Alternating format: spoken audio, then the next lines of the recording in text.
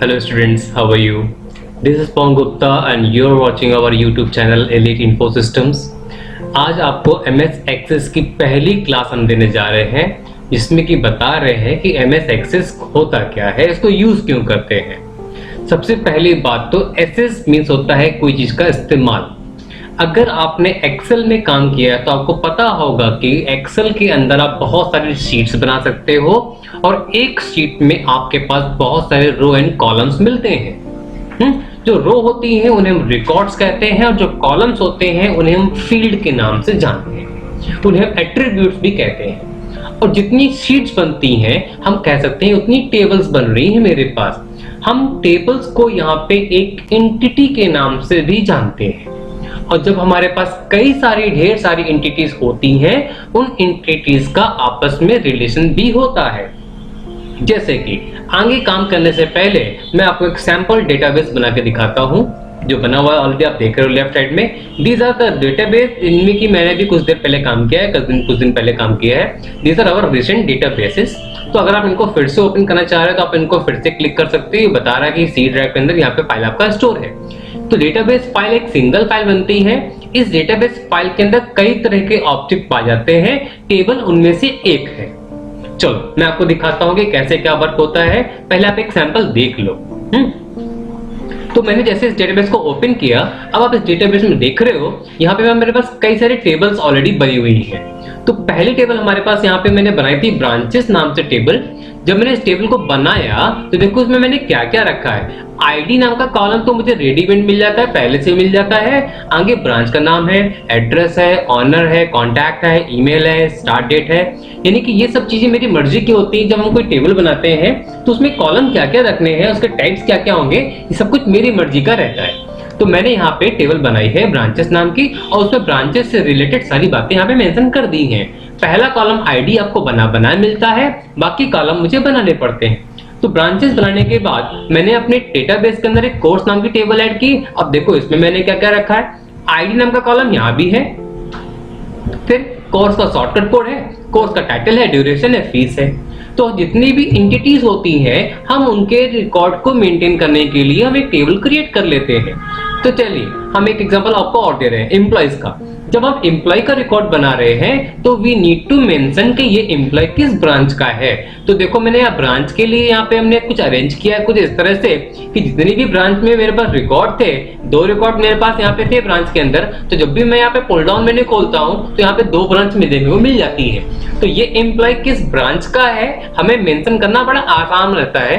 आसानी से मैं उसको मेंशन कर सकता हूँ कि ये employ mister ABC that belongs to our Kidwaynagar branch and his contact number is this and email ID is for that we can type here. So ये सब बातें मैंने एम्प्लॉय के बारे में डिफाइन करके रखी हैं। अब जैसे कि क्वालिफिकेशन की बात हो रही है, क्वालिफिकेशन आपको यहाँ पे टाइप करनी पड़ेगी, BCA, MCA, MBA, whatever the qualification is there, we need to type. अगर आप चाह रहे हो कि हमें टाइप ना करना पड़े कितना अच्छा होगा, तो उस काम को करने के लिए हम क्वालिफिकेशन नाम के एक टेबल बना लेंगे अलग से और उससे सारे रिकॉर्ड को हम यहाँ पे फैच कर लेंगे। जैसे मैंने अब ब्रांचेस के लिए हमने फैच किया है, जितनी ब्रांचेस हैं उतने नाम यहाँ पे आ रहे हैं। तो उस क्वालिफिकेशन की टेबल में जितने रिकॉर्ड्स होंगे हमें उतने ही रिकॉर्ड यहाँ देखने को मिल जाएंगे। तो हमें यहाँ पे टाइप नहीं करनी पड़ेगी, हम टाइप करने से बच जाएंगे। तो जब भी कभी हमें ऐसा कुछ करना होता है हम इस तरह से इस्तेमाल करते हैं। अब जैसे स्पेशलाइजेशन की बात हम करें तो स्पेशलाइजेशन में यहाँ पे कोर्सेज की लिस्ट आ जानी चाहिए, जितने के कोर्सेज आपके यहाँ पे चल रहे हैं।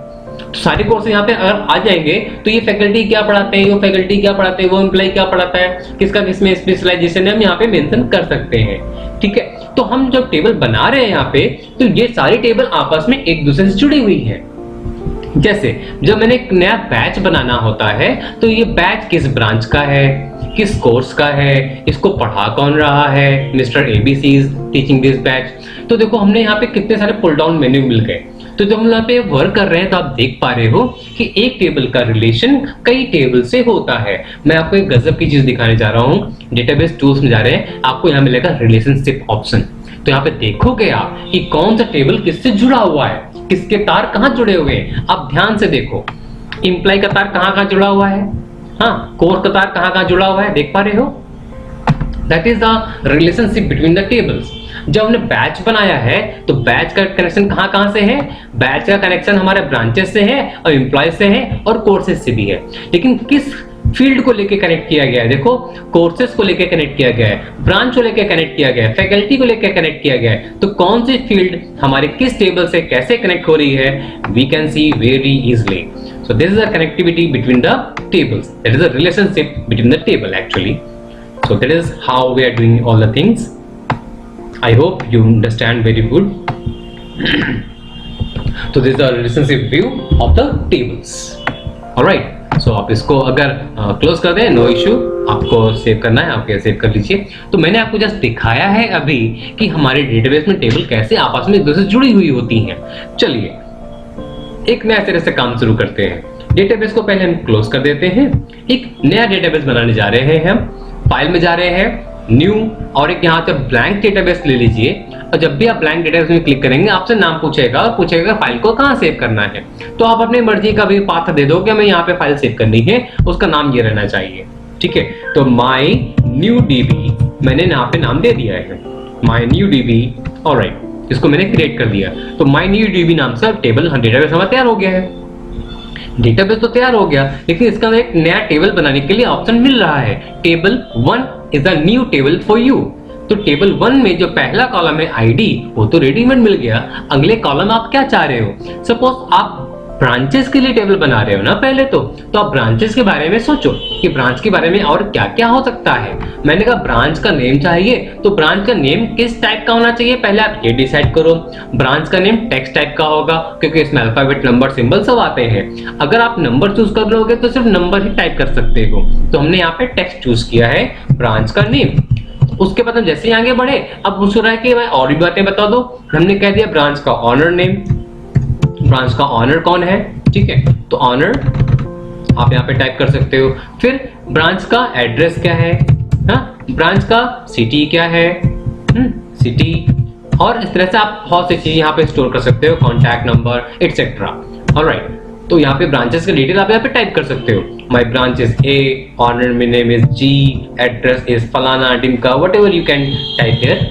सो मैंने यहाँ पे टाइप कर Barra, city is Kanpur, contact number is this. एक नया ब्रांच ले लेते हैं, ब्रांच इज बी, उसका ऑनर कॉर्नर हमने कह दिया के, और ये कहाँ है, जरौली, ये कहाँ लगता है, जरौली कहाँ है, लखनऊ में है, और इसका कॉन्टैक्ट नंबर क्या है वो हमने डाल दिया ऐसे ही। तो इस तरह से हम कई ब्रांचेस यहाँ पे हम बना सकते हैं। इतना कुछ करने के बाद जैसे ही आप कंट्रोल एस करेंगे, यानी कि आप इस टेबल को सेव करना चाह रहे हो, तो आपसे टेबल का नाम पूछेगा। टेबल का नाम हम दे देंगे इसको ब्रांचेस। ठीक है, आप अपनी मर्जी का नाम दे सकते हो। तो जैसे आपने ब्रांच टेबल सेव कर दी, तो देखो यहाँ पे टेबल 1 की जगह ब्रांच का नाम लिखकर आ गया ब्रांचेस। अब आप इसको कंट्रोल W से क्लोज कर सकते हो।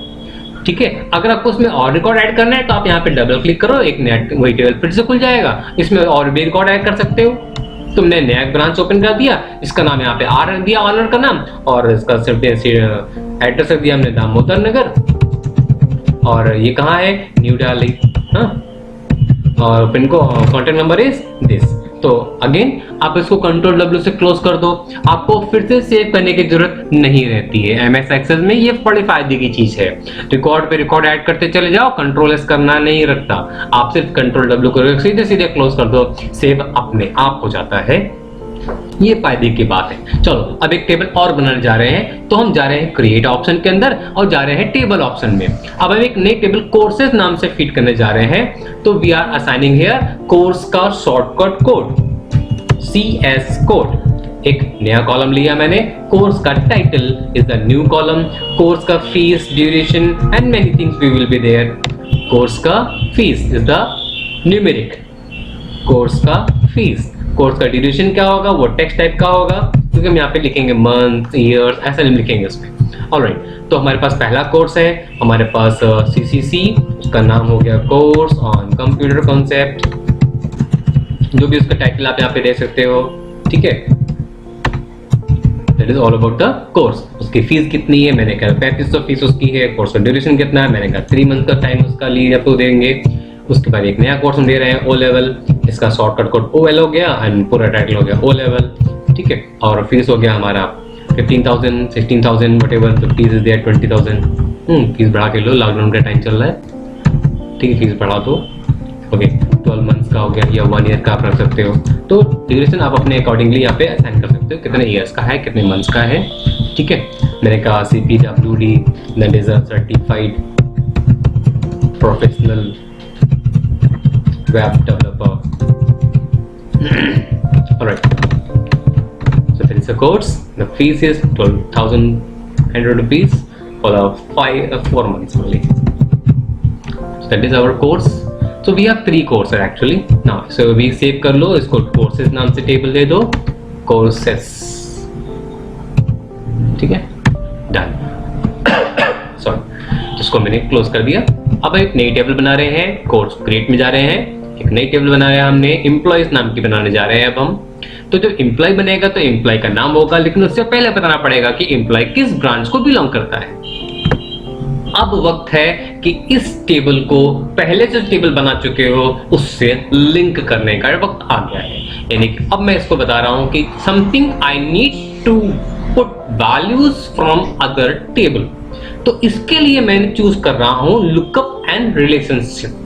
ये वो ऑप्शन है जिसके थ्रू आपकी एक टेबल दूसरी टेबल से रिलेट हो जाती है। तो देखो आपके सामने एक ऑप्शन आ रहा है कि वैल्यूज आप टाइप करना चाह रहे हो या किसी टेबल से पिक करना चाह रहे हो। तो पहला ऑप्शन चूज करेंगे अगर आपको टेबल से वैल्यूज पिक करनी है। सेकंड ऑप्शन चूज करेंगे अगर वैल्यूज आप खुद टाइप करना चाह रहे हो। जैसे कि जब जेंडर की बात आएगी तो 3 जेंडर होते हैं, मेल, फीमेल एंड ट्रांसजेंडर। तो उसके लिए हम नीचे वाला ऑप्शन चूज कर लेंगे। तो मैन्युअली हम वहां पे कंबो बॉक्स में वैल्यू भर लेंगे। लेकिन हमारे पास जब बहुत सारी वैल्यूज होंगी, आई डोंट नो कि कितनी है, वो टेबल में जितने रिकॉर्ड्स भी होंगे यहाँ पे शो कर देगा।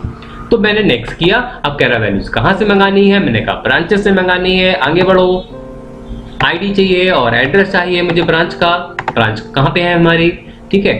सो next you can see some things are showing here. Barra, Jarauli, Damodar Nagar, जो भी आपके ब्रांचेस थी सबको आपको शो कर दिया उसने।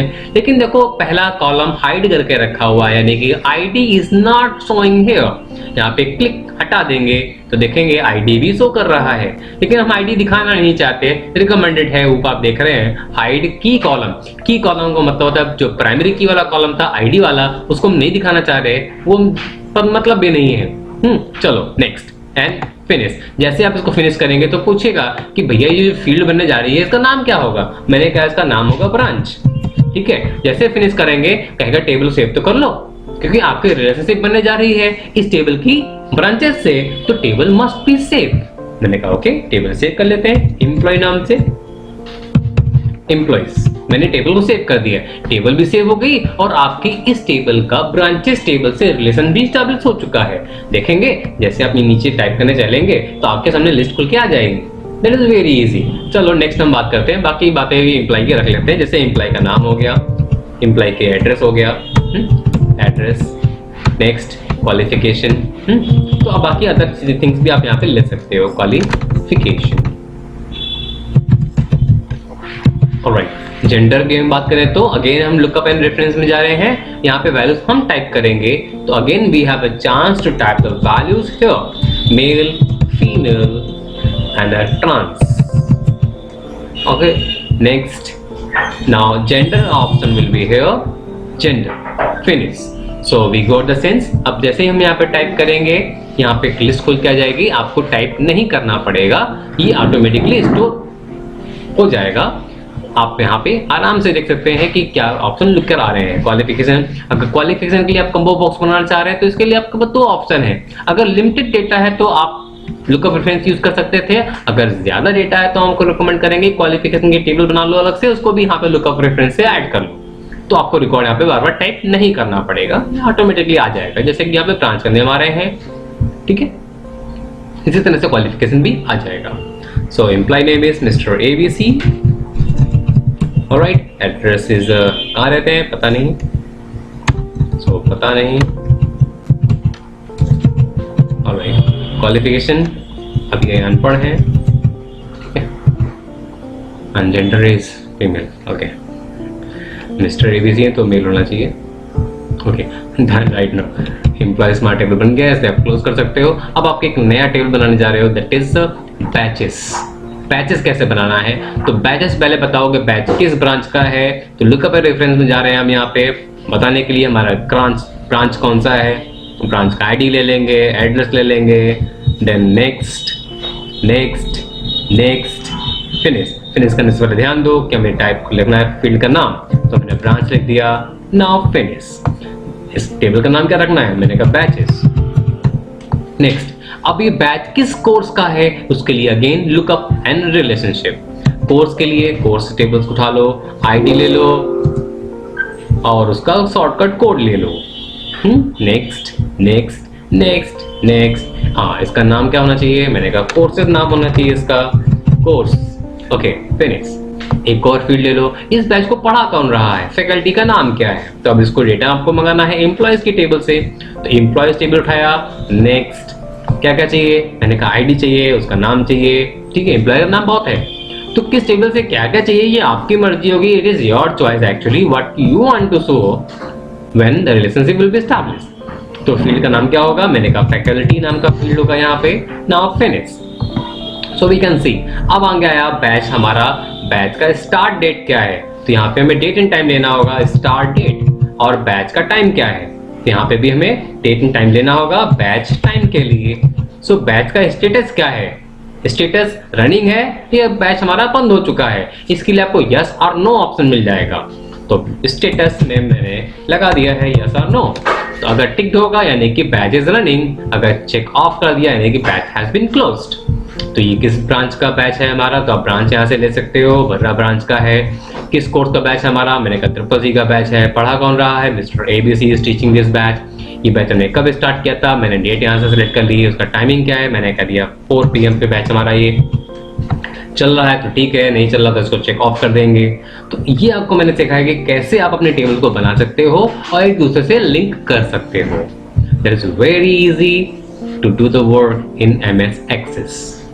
So I hope you have learned many things in this video।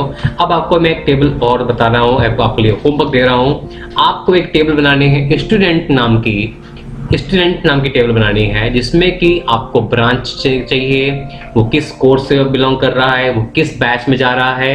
ये 3 बातें आपको कॉल करनी है, ब्रांचेस, बैचेस एंड कोर्सेज से। उसके बाद आपको बाकी स्टूडेंट बातें और रखनी है, स्टूडेंट का नाम क्या है, उसका क्वालिफिकेशन क्या है, उसका जेंडर क्या है, डेट ऑफ ज्वाइनिंग क्या है।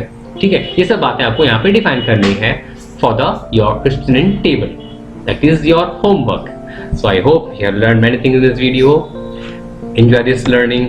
Have a nice day.